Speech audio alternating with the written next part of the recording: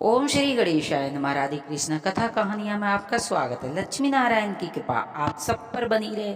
महाशिवरात्रि की आप सबको ढेर सारी शुभकामनाएं। कि आइए सुनते हैं महाशिवरात्रि पर शिव पार्वती विवाह संपूर्ण कथा विस्तार से। इन सब को सुनने से शिव महापुराण का पुण्य प्राप्त होता है। महाशिवरात्रि का महापर्व भगवान शिव और माता पार्वती का विवाह उत्सव के रूप में मनाया जाता है। इस दिन भगवान शिव और माता पार्वती की विधि विधान से पूजा करने पर आपको इच्छित फल की प्राप्ति होती है। मान्यता है कि महाशिवरात्रि की पूजा पति और पत्नी के साथ बैठकर करनी और सुननी चाहिए। ऐसा करने से न सिर्फ उनके रिश्तों में मिठास बढ़ती है बल्कि शिव पार्वती के आशीर्वाद के दाम्पत्य सुख में वृद्धि होती है और महाशिवरात्रि व्रत करने वाले दाम्पत्यों के जीवन में शंकर जी और माता पार्वती की कृपा प्राप्त होती है और पार्वती के विवाह से जुड़ी इस संपूर्ण व्रत का पाठ अवश्य सुनना और पढ़ना चाहिए। इससे आपको महापुण्य के साथ व्रत का संपूर्ण फल भी प्राप्त होता है। आइए जानते हैं कि ब्रह्मा जी कहते हैं, हे नारद, पर्वतराज हिमाचल ने अपनी पत्नी मैना सहित कन्यादान का कर्म आरंभ किया। उस समय वस्त्र भूषण से विषुभूत महाबाबा मैना सोने का कलश लिए पति हिमबान के दाहिने बांग में बैठी। तत्पश्चात पुरोहित सहित हर्ष से भरे हुए शैलराज में बांग आदि के द्वारा वर पूजन करके वस्त्र चंदन आभूषणों द्वारा उनका वरण किया। इसके बाद हिमाचल ने ब्राह्मणों को कहा, आप लोग तिथि आदि के कीर्तन पूर्वक कन्यादान के संकल्प वाक्यों का प्रयोग बोले। उनके लिए अवसर आ गया है। वे शस्त्र द्विज श्रेष्ठ काल के ज्ञाता थे। अंत तथास्तु कहकर वे सब बड़ी प्रसन्नता के साथ तिथि आदि कीर्तन करने लगे। तदंत उपरांत सुंदर लीला करने वाले परमेश्वर शंभु के द्वारा मन ही मन में प्रेरित हो गया। हिमाचल ने प्रसन्नता पूर्वक हंसकर उनसे कहा, शंभु, आप अपने गोत्र का परिचय दें, प्रवर्तर कुल नाम वेद और शाखा का प्रतिपादन करें। अब अधिक समय नहीं बिताना चाहिए। हिमाचल की ये बात सुनकर भगवान शंकर सुमुख होकर भी विमुख हो गए।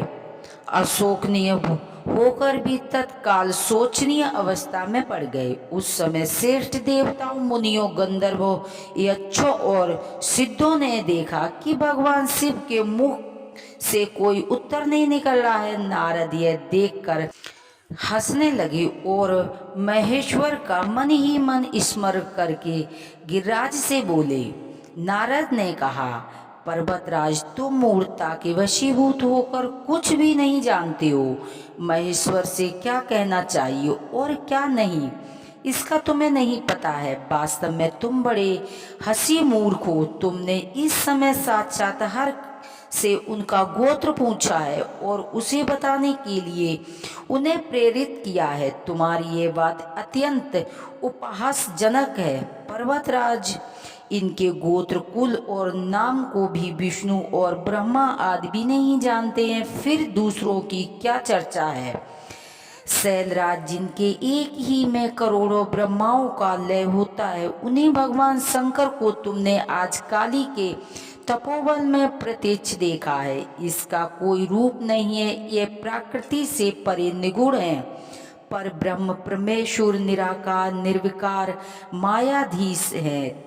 साथ ही अपने भक्तों की प्रति बड़े दयालु हैं। भक्तों की इच्छा से ही ये निगुण हैं, सगुण हो जाते हैं। निराकार होते हुए भी सुंदर शरीर धारण कर लेते हैं और अनामास होकर भी बहुत से नाम वाले हो जाते हैं। यह गोत्रहीन होकर भी उत्तम गोत्र वाले हैं, कुलहीन होकर कुलीन हैं। पार्वती की तपस्या से ही आज तुम्हारे जामाता बन गए हैं। इसमें संशय नहीं है कि गिरि श्रेष्ठ इन लीला विहारी परमेश्वर से चराचर जगत को मोह में डाल देते हैं। कोई कितना भी बुद्धिमान क्यों न हो, वह भगवान शिव को अच्छी तरह नहीं जानता है। ब्रह्मा जी कहते हैं, मुनि, ऐसा कहकर शिव की इच्छा से कार्य करने वाले कुछ ज्ञानी देव ऋषि ने शैलराज को अपनी वाणी से हर्ष प्रदान करते हुए फिर इस प्रकार उत्तर दिया। हे नारद बोले, शिवा को जन्म देने वाले तात महाशैल, मेरी बात सुनो और उसे सुनकर अपनी पुत्री शंकर जी के हाथ में दे दो। लीला पूर्वक रूप धारण करने वाले सगुण महेश्वर का गोत्र कुल केवल नाद ही है, इस बात को अच्छी तरह समझ लो। शिव नादमय है और नाद शिवमय है, यह सर्वथा सदी बात है। नाद और शिव, इन दोनों में कोई अंतर नहीं है। शैलेंद्र सृष्टि के समय सबसे पहले लीला के लिए सगुण रूप धारण करने वाले शिव ने नाद में ही प्रकट हुआ था। अंत वह सबसे उत्कृष्ट है। हिमालय इतनी, इसीलिए मन ही मन सर शंकर के द्वारा प्रेरित हो मैंने आज अभी बीड़ा बजाना आरंभ कर दिया है। ब्रह्मा जी कहते हैं, मुनि, तुम्हारी यह बात सुनकर गिरिराज हिमाचल को संतोष प्राप्त हुआ और उनके मन का सारा विस्मय जाता रहा। तदंतर श्री विष्णु आदि देवता तथा मुनि सब के सब विस्मय रहित हो नारद के साधु भाव देने लगे। महिषासुर की गंभीरता जानकर सभी विद्वान आश्चर्यचकित से बड़ी प्रसन्नता के साथ परस्पर बोले, अहो, जिनकी आज्ञा से इस विशाल जगत का प्राकृत हुआ है, जो परस्पर आत्मबोध स्वरूप स्वतंत्र लीला करने वाले तथा उत्तम भाव से ही जानने योग्य हैं, उन त्रिलोकीनाथ भगवान शंभु का आज हम लोगों ने भली भांति दर्शन किया है।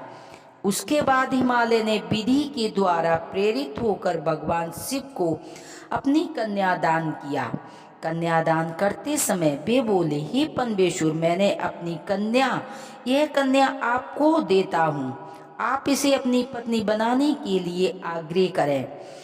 सर्वोत्तम इस कन्या से आप संतुष्ट होंगे। इस मंत्र का उच्चारण करके हिमाचल ने अपनी पुत्री त्रिलोक जनक जननी पार्वती को उन महादेवता रुद्र के हाथ में दे दिया। इस प्रकार शिवा का हाथ शिव के हाथ में रखकर शैलराज मन ही मन बड़े प्रसन्न हुए। उस समय वे अपने मनोरथ के महासागर को पार कर गए थे और पनवेश्वर महादेव जी ने प्रसन्न हो वेद मंत्रों का उच्चार पूर्वक गिरिजा के करमल को शीघ्र अपने हाथ ले लिया। मुने लोकाचार के पालन की आवश्यकता को दिखाते हुए उन भगवान शंकर ने पृथ्वी का स्पर्श करके और वेदांत इत्यादि रूप से काम संबंधी मंत्र का पाठ किया। उस समय वहां के लोग महान आनंद उत्सव होने लगा। पृथ्वी पर, अंतरिक्ष में तथा स्वर्ग में भी जय जयकार का शब्द गूंजने लगा। सब लोग अत्यंत हर्ष से भरपूर्वक साधुवाद देने लगे और नमस्कार करने लगे। गंधर्व प्रेम पूर्वक गाना गाने लगे और अप्सराएं नृत्य करने लगी। हिमाचल के नगर के लोग भी अपने अपने मन में परम आनंद का अनुभव करने लगे। उस समय महान उत्सव के साथ परम मंडल आया जाने लगा। मैं, विष्णु, इंद्र, देवगण तथा संपूर्ण मुनि हर्ष से भर गए। हम सब के मुखारविंद प्रसन्नता से खिल उठे थे। तदंत उपरांत शैलराज हिमाचल ने अत्यंत प्रसन्न हो शिव के लिए कन्यादान की अथोचित रंजामंदी प्रदान की। तत्पश्चात उनके बंधु बांधवों ने भक्ति पूर्वक शिव का पूजन कर नाना विधि विधान से भगवान शिव को उत्तम दिव्य समर्पित किए। हिमालय ने दहेज में अनेक प्रकार के द्रव्य रत्न पात्र, 1,00,000 सुसज्जित गाय और 1,00,000 सजे सजाए घोड़े, करोड़ हाथी और जितने भी ही सुवर्ण रचित रथ आदि वस्तु दी। इस प्रकार परमात्मा शिव को विधि पूर्वक अपनी पुत्री कल्याणमयी पार्वती का दान करके हिमालय कृतार्थ हो गए। इसके बाद शैलराज ने अजुर्वेद की मध्याह्नी शाखा में वर्जित स्तोत्र के द्वारा दोनों हाथ जोड़कर प्रसन्नता पूर्वक उत्तरवाणी में पनवेश्वर शिव की स्तुति की। तत्पश्चात देवांत हिमाचल ने आज्ञा आज्ञा देने पर मुनियों ने बड़े उत्साह के साथ शिव के सिर पर अभिषेक किया और महादेव जी का नाम लेकर उस अभिषेक की विधि पूरी की। उस समय बड़ा आनंद का उत्सव हो रहा था। ब्रह्मा जी कहते हैं, हे नारद, तदंत उपरांत मेरी आज्ञा पर महासुर ने ब्रह्मांडों द्वारा अग्नि की स्थापना करवाई और पार्वती को अपने आगे बिठाकर यहाँ त्रिवेद, अर्जुवेद तथा सामवेद के मंत्रों द्वारा अग्नि में आहुतियाँ दी। तात उस समय काली के भाई मैनाक ने लावा की अंजलि दी और काली तथा शिव दोनों ने आहुति देकर लोकाचार का आश्रय ले प्रसन्नता पूर्वक अग्निदेव की परिक्रमा की। नारद तदंत उपरांत शिव की आज्ञा से मुनियों सहित मैंने शिक्षा शिव विवाह का शेष कार्यक्रम प्रसन्नता पूर्वक पूरा किया। फिर उन दोनों दाम्पत्य के मस्तक पर अभिषेक हुए। ब्रह्मांडों ने उन्हें आशपूर्वक ध्रुव का दर्शन कराया। तत्पश्चात हृदय लंब का कार्य हुआ। फिर बड़े उत्साह के साथ वास्तव वाचिक किया गया। इसके पश्चात ब्रह्मांडों की आज्ञा से शिव ने शिवा के सिर से मैं सिंदूर दान किया। उस समय गिरिराज नंदिनी उमा की शोभा अद्भुत और वर्णन हो गई। फिर ब्रह्मांडों के आदेश से वे शिव दंपनी एक आसन पर विराजमान हो भक्तों के चित्त को आनंद देने वाली उत्तम शोभा पाने लगे।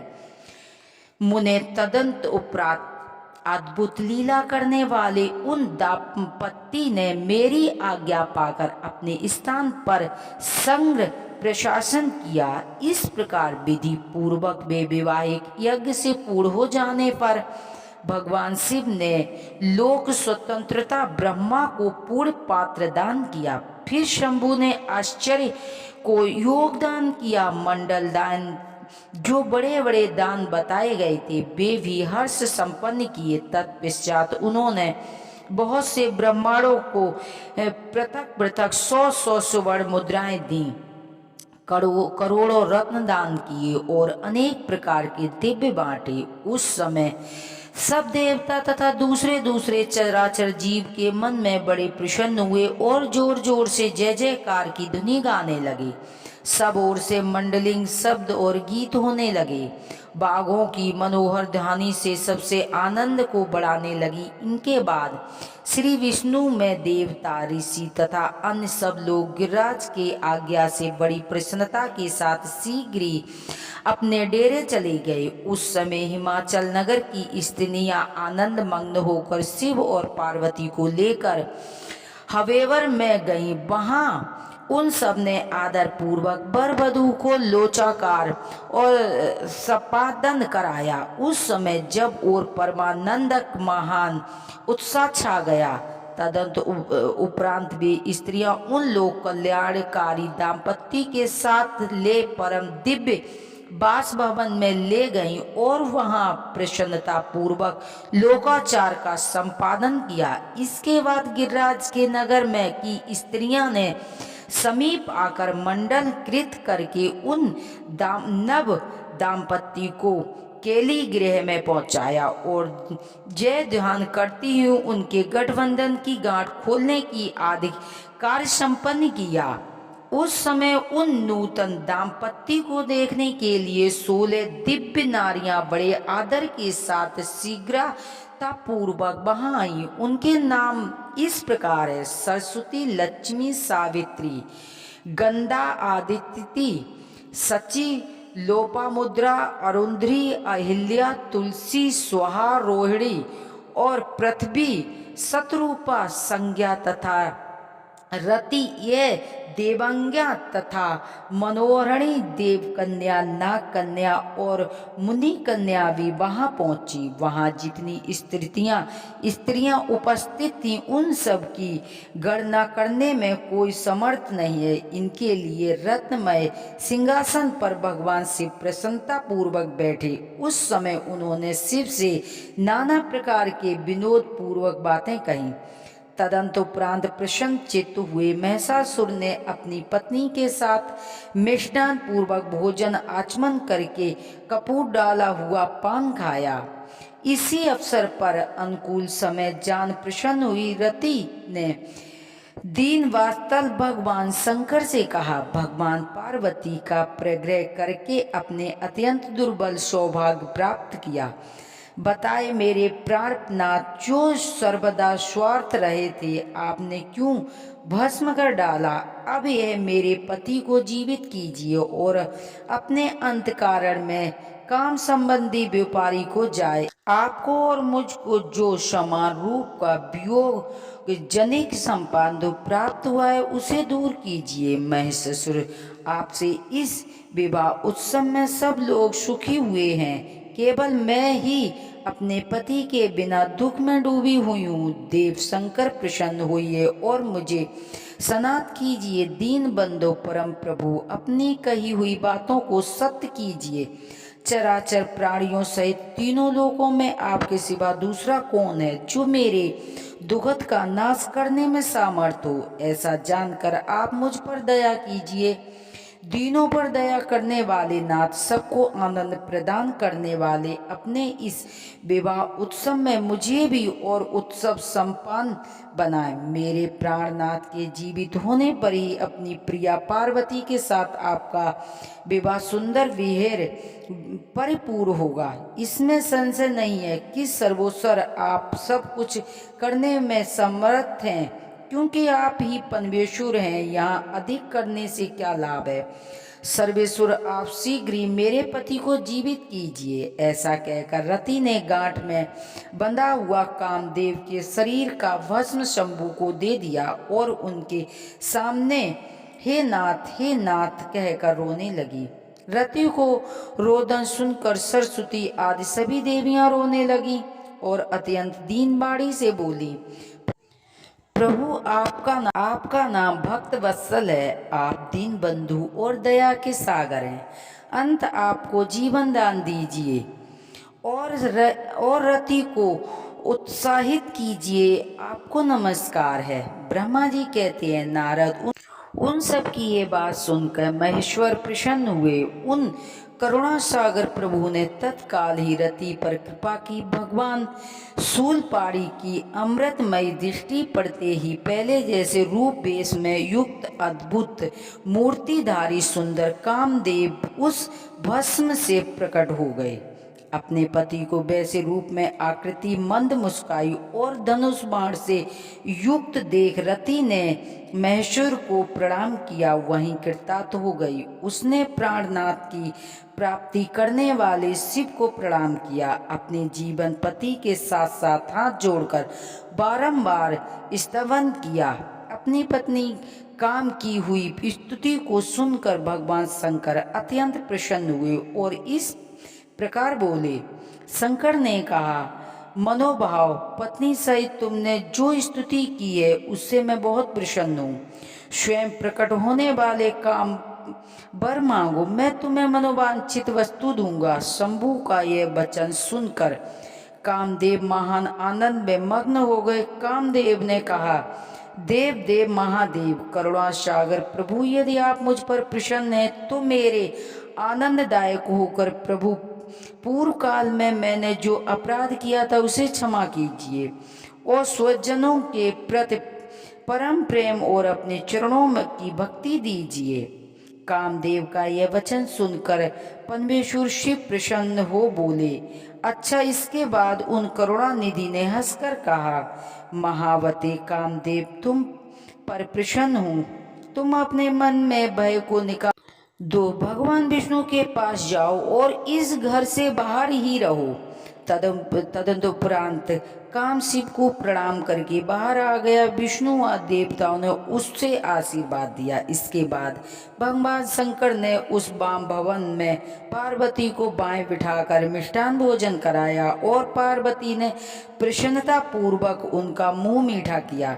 तदुपरांत वहाँ लोग चार का पालन करते हुए अवश्यकृत करके मैना और हिमवाह की आज्ञा से भगवान शिव जनवासे में चले गए। मुने उस समय महान उत्सव हुआ और वेद मंत्रों की धुनी होने लगी। चारों प्रकार के बाजे बजने लगे।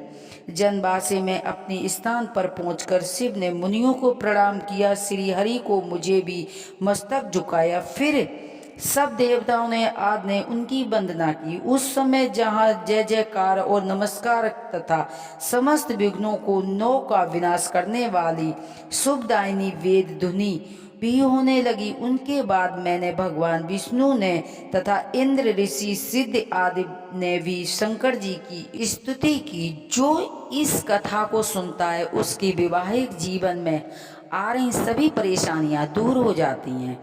जो इस कथा को पढ़ता है और सुनता है उस पर भोलेनाथ मैया की कृपा प्राप्त होती है। हर हर महादेव की जय।